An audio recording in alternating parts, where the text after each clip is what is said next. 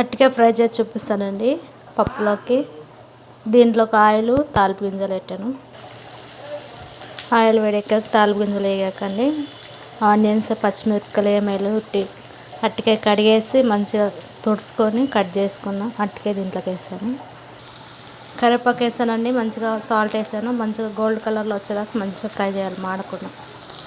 మంచిగా ఫ్రై అయింది కదండి. ఇప్పుడు పసుపు వేసుకోవాలి. ఇది పప్పులోకైనా రసంలోకైనా చాలా బాగుంటుంది.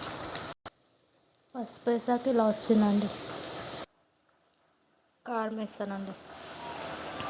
చాలా మంచిగా పొడి పొడిగా వచ్చినాయి కదా, కొంచెం మంచిగా పచ్చివాసన మీద వేపుకోవాలి. కారం, పసుపు మంచిగా పొడి పొడిగా ఫ్రై అయినాయి కదండి. ఇప్పుడు ధనియాల పొడి వేసుకోవాలి. ఇది 3 రోజులైనా ఇట్లానే ఉంటుందని, మంచిగా టేస్టీగా క్రిస్పీగా ఉంటుంది. వీడియో నచ్చితే మీ లైక్ చేయండి, షేర్ చేయండి. మా ఛానల్ మటుకు సబ్స్క్రైబ్ చేసుకోవటం మర్చిపోకండి ఫ్రెండ్స్. బాయ్. నెక్స్ట్ వ్లాగ్తో మళ్ళీ ముందుకు వస్తాం.